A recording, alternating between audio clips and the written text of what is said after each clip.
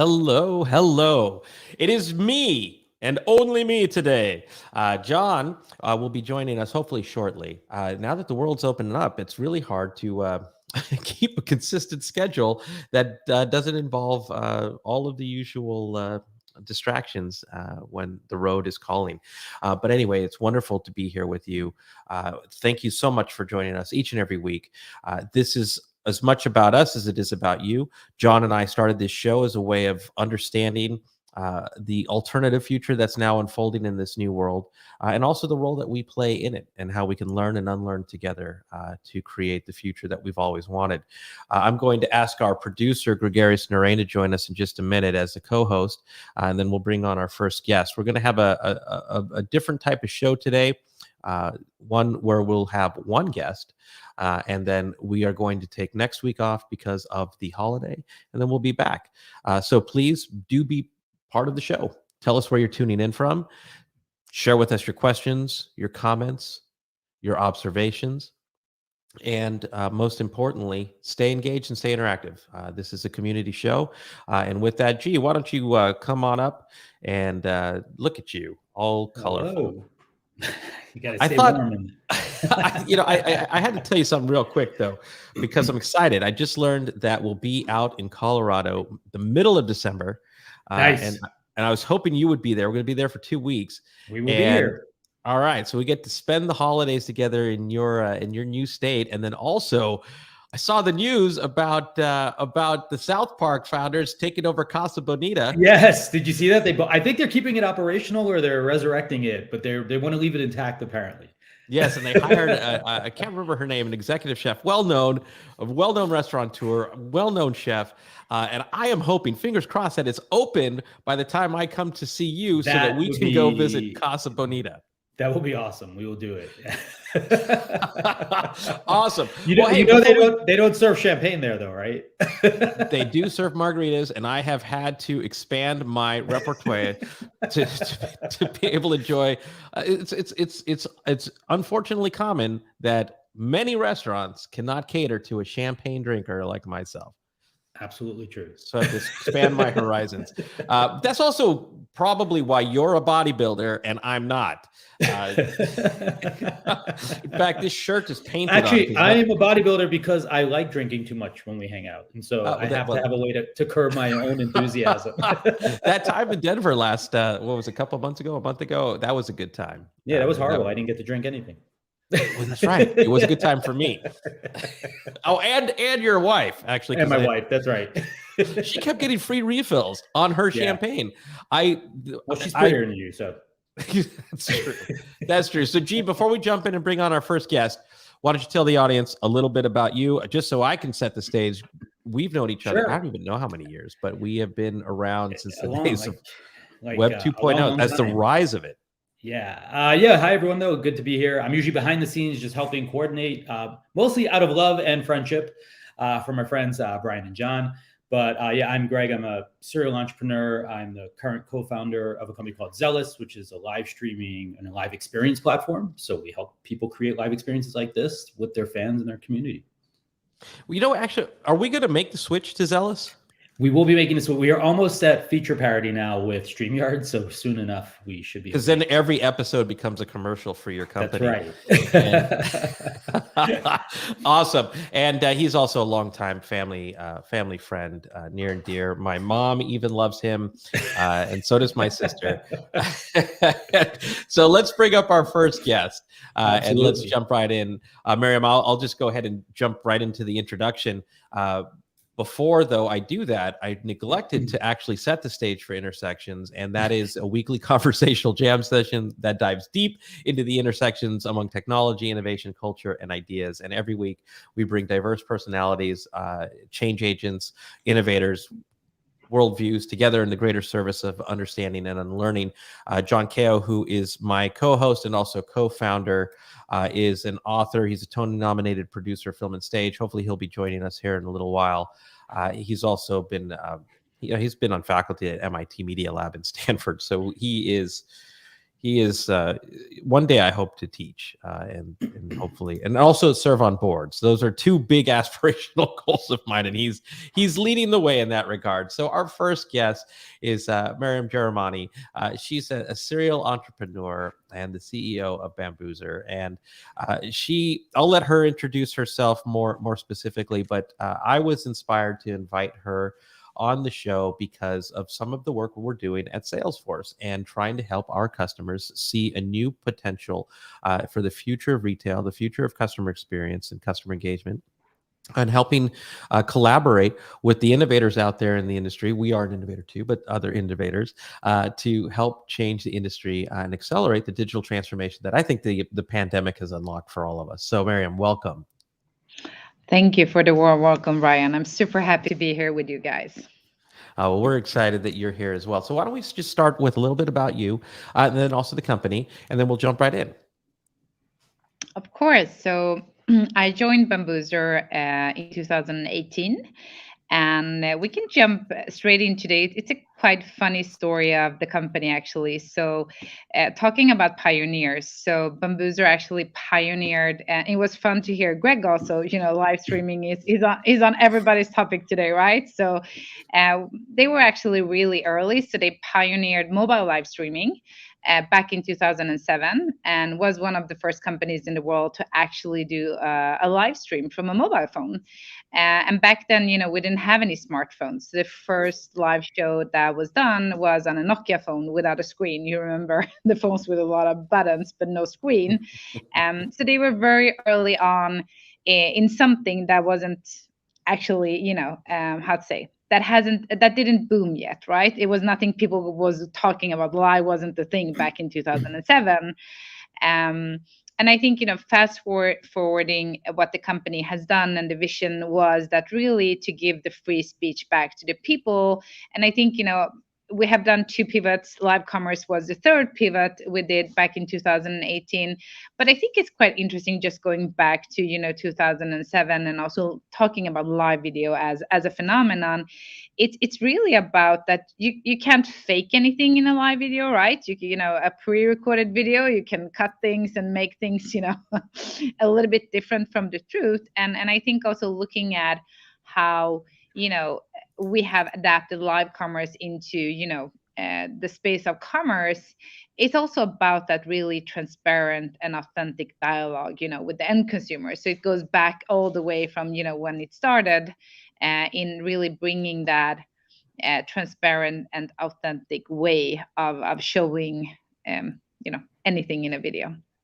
And a little bit about me, I'm a serial entrepreneur, work within media, publishing, e-commerce, and I would say influencers, and going way back from bloggers becoming influencers, becoming YouTubers, TikTokers. You see, like every 10th year there is a shift within, and I think what we're seeing really now in terms of influencer marketing or the influencer world is actually live streamers, or key opinion leaders, like you call them in China, KOLs, really growing and becoming like mini Amazon, who can ship like a whole a whole inventory in 20 minutes.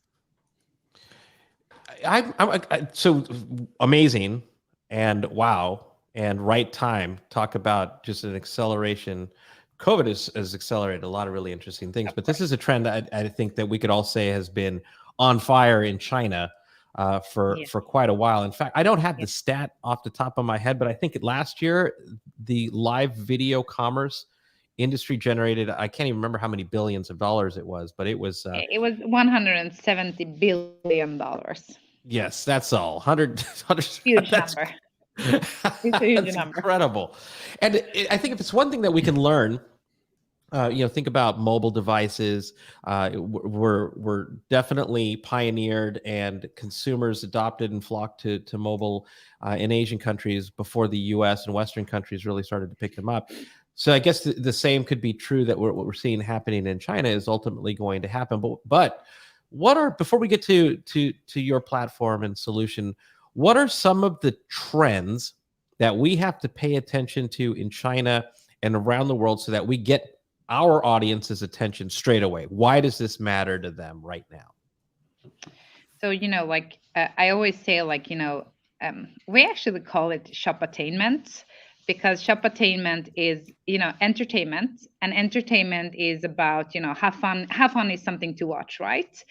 And it's about commerce, and and then it's about content. And if you put all those three together, I would say, you have shop-attainment, which is live commerce in a nutshell. So it's a pretty fun, way at looking at it. And looking at China, so it started in 2016 with the arrival of Alibaba's Tmall actually going live in China. So that's how it started, back then. So it's been around for a while also in China. And looking at the trends in China, you have, it's a one-man show who owns it all. So Alibaba and Tmall dominates, I would say, the Chinese market. And if you look to China, of course, it's very different from the West. And I actually take China and the rest of the world because it's a very different behavior.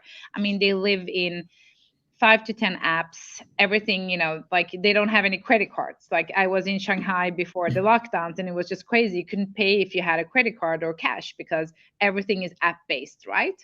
And if you go to how we guys live, I mean, we live in it. If you compare it, it's more fragmented in the Western world. You have more platforms that is dominating, the end consumers, or we guys are walking around on different platforms. In China, it's a little bit very dominated by a few big players, right? And the trend is also that, if you compare, if I just look at our customers, I mean, we had over 3,600 shows running on our platforms the last 3 months, and it the behavior is very different. It's not that so much entertainment and how to say, as we see in the West, it's more about the deals and coupons, or who can give me the most exclusive deals, right? It's very deal driven. If you look to the West, I mean, we see a behavior in terms of course, entertainment, but also a lot of education, right? So it's more about giving something back to the consumer and not actually asking them to make a purchase, right? You entertainment if they have fun, if they like what they're seeing, and you're educating them, they're not really asking you to buy. So it's a very different phenomenon, I would say, to China, what we're seeing, here in the West. And in fact, in many ways, and G, I would love to hear your take on this too.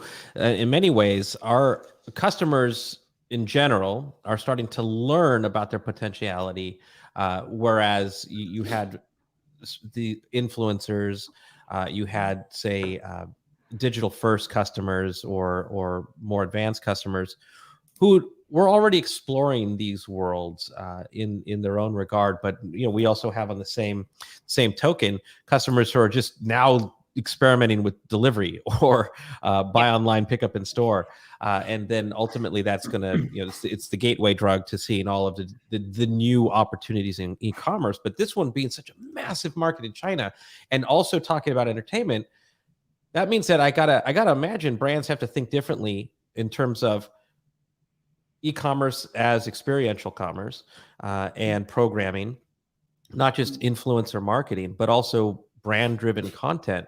And I would love to hear. I mean, I was looking at some of your case studies in terms of Samsung, and the incredible numbers that you're seeing, but I guess that takes a very different approach from the brand perspective in a live world. It does, and I think, as I say, it's really not a trend. It's really a game changing movement that is going on. And if you look, um, everything we do is becoming video, right? Internet is becoming video, and commerce will be video, and commerce is going towards video, right? Because commerce has been static for so many years, as long as I can remember it.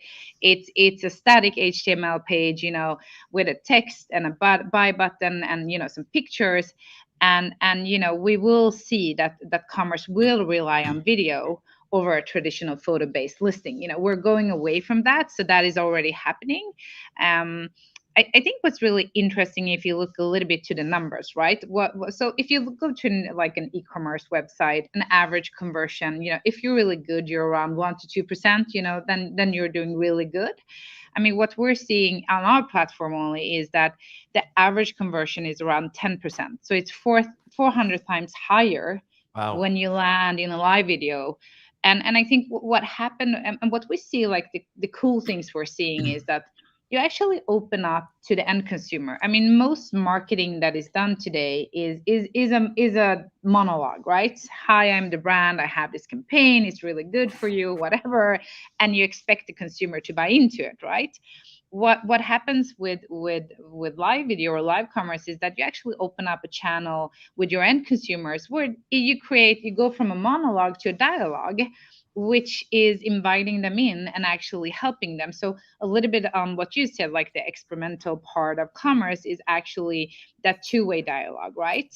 It's about the experience, it's about the customer service, it's more about I would say really bridging all of those things together to really bring a new customer experience in a very boring digital static world, right? Yes. Because I don't know how many companies we meet that has iterated that landing page or purchase tracking 100 times, and the conversion goes up like 0.1%, right? So you don't get those big jumps. So I would say that we're seeing that consumer, if you look to the statics, I mean, in average, people tend to stay, in a player for almost 9 to 11 minutes. I think average on e-commerce is around 4 minutes. So we see like a really high, where they actually consume brands, right? So we say to brands that this is a great way for brands to really build that, brand apparel and differentiation, right?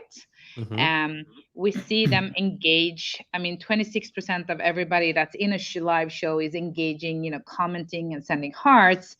And the average conversion is 10%. I mean, in beauty, we see conversion up to 30%, an actual conversion. It's not an add to cart click rate, it's an actual conversion. So I think, we've never seen these numbers outside of China. This is, I remember our first show and I thought like, we would never expect China numbers, which is conversion around 30, right? And then after the show, when we saw the GMV that we drove for that customer, and the conversion rates, we were totally blown out, right? We were like, this is crazy, you couldn't imagine this. So I think that it's really a movement, and it makes ton of sense. Everything is smart on an e-commerce, like you said, last mile deliveries, payments, everything, but how we actually communicate and still like sell things is very static and boring. Yeah, actually, and G, I want to bring you into this conversation Sure. too, because you're on the other hand, you're creating platforms for hyper engaged communities, right? And in many ways, that goes from fans and followers to fandom, and if anything, like I think about you and I used to talk about sneakerheads as sort of this, this idea of at least getting as close as we can to North America or to the West for that hyper engaged activity that we might see from the general consumer in China. And now you're building a platform to bring together these creators and these fans. So where does Maryam's work apply to like Zealous and what in a few like a hyper engaged community? You're seeing the left side of the bell curve. So like how do you see that playing out? It's a good question. I think so there are a couple of stats I'll share, actually in our investor deck. But basically like live streaming consumption has been doubling. It was doubling before the pandemic, and then the pandemic just threw like a bunch of gasoline on top of it. But interestingly enough, like viewers, 79% of viewers actually feel that live brings more authentic interactions to fore, right? And so they've studied this and found that consumers would prefer to interact with the brand live than they would to read like this packaged, polished sort of version of a thing, right? And I think like Brian, we've looked at this and talked about this for ages now, but what social media brought to the fore was authenticity. What creators, influencers bring to the fore ultimately is an authentic form of marketing that you can scale to some degree, right? Like, because like traditional authentic selling is really like relationship-based selling, and that doesn't naturally scale well for brands, right? Putting yourself out there where the polish and the veneer is sort of removed, I think does open, it's not necessarily any less polished per se, right? It's just that the feeling or perception, I think, does change in that regard, right? And so I think like when we look at this, we're looking at how to activate, much like we saw with early influencer marketing, like how do we move to this next generation? That's kind of what Zealous's mission is as well, is how do we bring this into the fore? So like things that we're working on that I think overlap nicely here is not running it on store, right? But how do we bring and give voice to conversations on the channels of those creators as well? Because those creators are, here's the interesting thing. I was chatting with someone today about this today, and I don't think, Amazon's got Amazon Live, etc.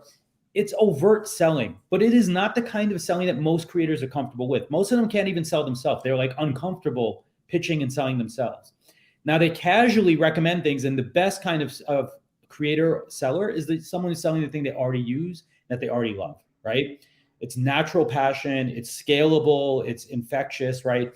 And people, when you can't touch a thing in a store, having someone you trust touch it for you is the second best thing, right? And that trust word is a weird thing because it's this parasocial concept that, like, I feel like I've got a relationship with you, someone I follow, I see day in, ins and outs, etc. Even though I've never met you, I may never get to meet you, right? Or whatever it may be. And so I imagine, like, I see great like overlap here, like where as we move this commerce experience now off of the commerce site itself, which, is a wonderful place for it to be, except most of the selling is actually happening way before in other venues, right? Like, in moving this conversation more to the edges, enlisting more trusted ambassadors and other folks along the way to also help us in that sales process, right? And further increase sort of, I think, the feeling of authenticity and relevance, like, that we can provide. Because someone a little overweight, someone a little underweight, et cetera, all these nuances about us that makes us unique is the only way to communicate directly with a person is really by translating it through the voice and the representation of sort of all these other individuals. Yeah, and I can just add to Greg. I think what we're seeing is, like, it's about storytelling. And I think that we're seeing that it will really span, of a new breed. It's not it's like breed of influencers is not a celebrity or a model. It's a person or a star who's born to sell, right? And these are people, like you said, that you can relate to. Once again, it can be overweight or underweight. It doesn't have to be like a perfect, person that's on Instagram. And it's people who you can trust and who can keep you entertained.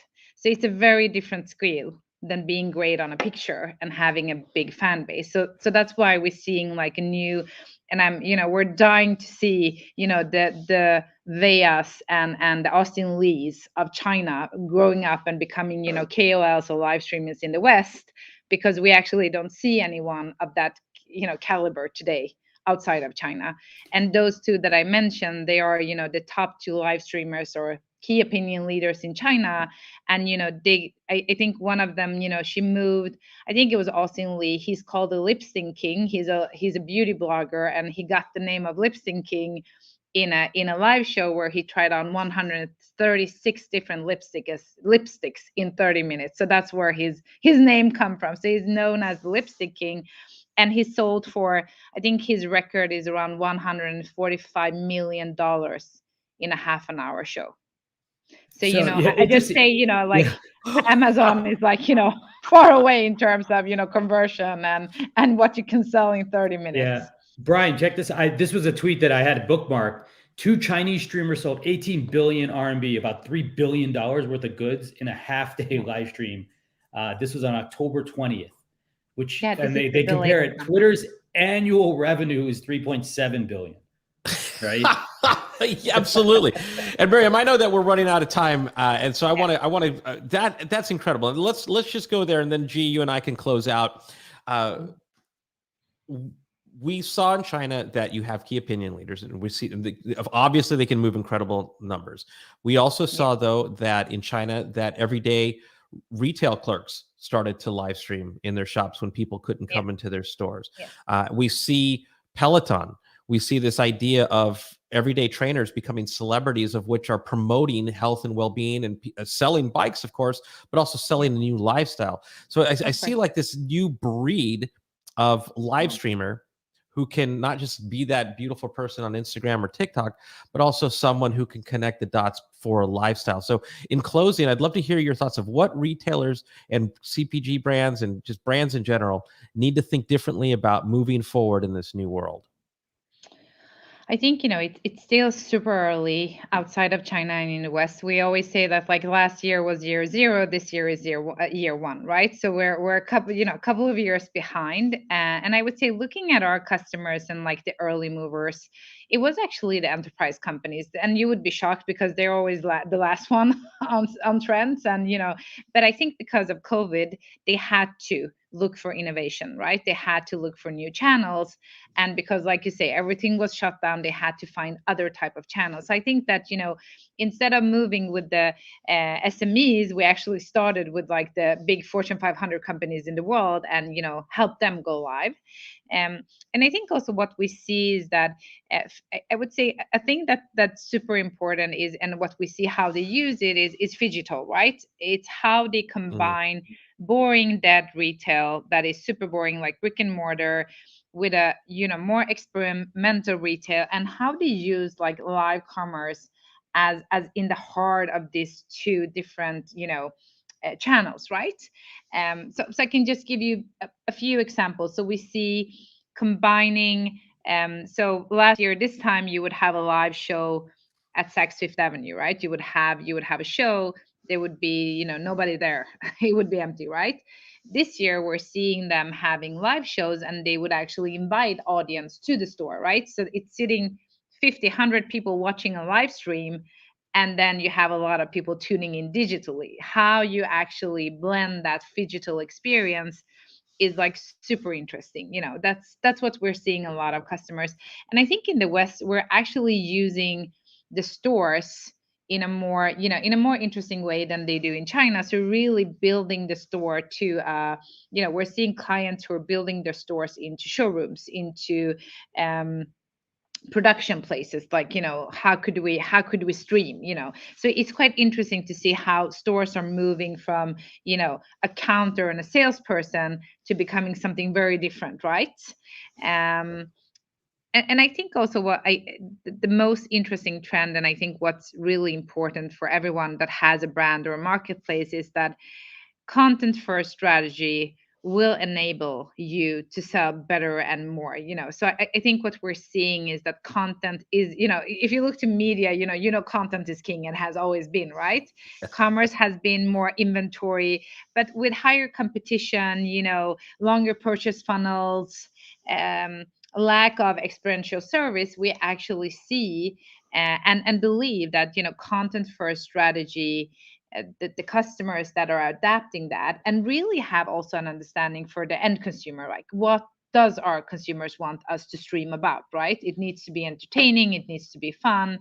And we see those that are really killing it, that are actually moving quite big numbers, not China numbers, but for looking at our world, quite big numbers in 20-30 minutes in terms of sales.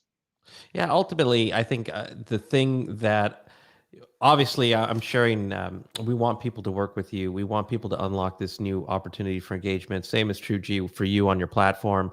Really what we want is to start to help meet customers where they're going, and also help brands learn that there are new ways to engage customers as customers are learning new ways to consume content. And this, the way that we get to China numbers is by cultivating the market and showing what's possible and having brands leading the way. So Maryam, I know our time is up, but thank you so much for joining us. And I'd love to hear from you. Please stay connected with us in terms of case studies, in terms of new things that you're hearing, new stats that you're producing or studies that you're producing. And then also I'll see you on the other side in our work over at Salesforce. So Will do. thank you And thank you very for much. having me. It was a pleasure to be here. Thank you. Bye. Cheers. And Greg, so now what we can do is let's bring us into this. There we go, side by side format. I just got word that John's actually in Norway, and he's unable to. He's unable to join. That's right. He did. I think he did mention that he was going to be in Norway. Yeah, and I want to be in Norway. But on another note, that got me thinking. This is, you and I were exactly in this place with social way back in the day, and everything that became from social is what we learned to do with social. It was really a blank canvas, and it was the progressive brands and marketers and thinkers that really pushed things forward. And I guess what I'm hearing from Maryam is that in order to cultivate the market in a way that's going to really make this a no-brainer, like a sense of urgency has to go around this for the future of live social commerce, is the idea of creating new types of content experiences, new type of engagement experiences, stories, building audiences with really compelling storytellers, and starting that experimentation, I think at the brand level and at the partnership level, to just blaze the trail forward. I think that's the only way that we're going to really get this going, because it's already happening and we know it works all around the world. Yeah, absolutely. I mean, I think in the innovation work I've done in the past, I use like this very simple framework of like the 4 Ps. The first one being perspective, the second being personas, the third being process, and the last being product. But these ultimately map to like these changes that are happening, right? So I think like that perspective change that we're experiencing is that people want experiences, not polished products or goods and services per se, right? And that's like a generational thing. Like sometimes it's hard for us, olds to wrap our head around. Like, why would I do that? Like, or it doesn't compute.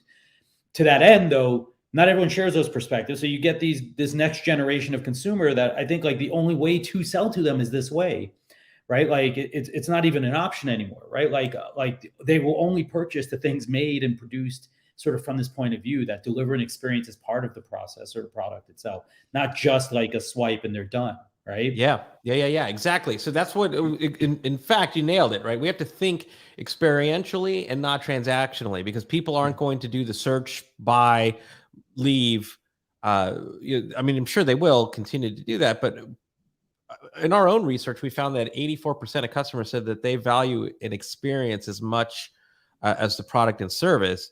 And an experience, that's a very personal reaction to something. And so the more that you can immerse them in the story beyond just the product, the more that product becomes part of their life. And I think that's ultimately a next generation form of loyalty that we're seeing unfold. Well, it's interesting, right? Because CX has gotten plenty of mind share, right?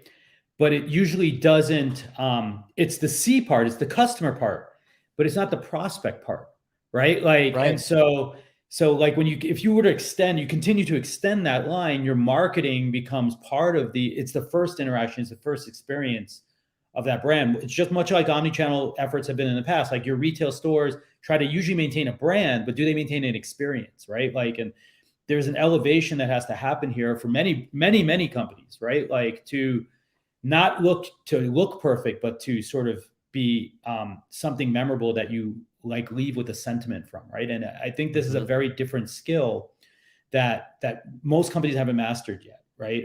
Now, where can we get the inspiration and learn the most? It was actually from this younger generation, because the other half of that equation, that process part and the product part, is really about transforming the products themselves, right? So it's like, how do we make it? How do we put it into the world? Well, maybe now it's no longer perfect product photos and 3D spinning things. Maybe it's in the hands of real people and live engagements, and maybe soon that'll be metaverse oriented things like, et cetera. And then of course, there's the products themselves.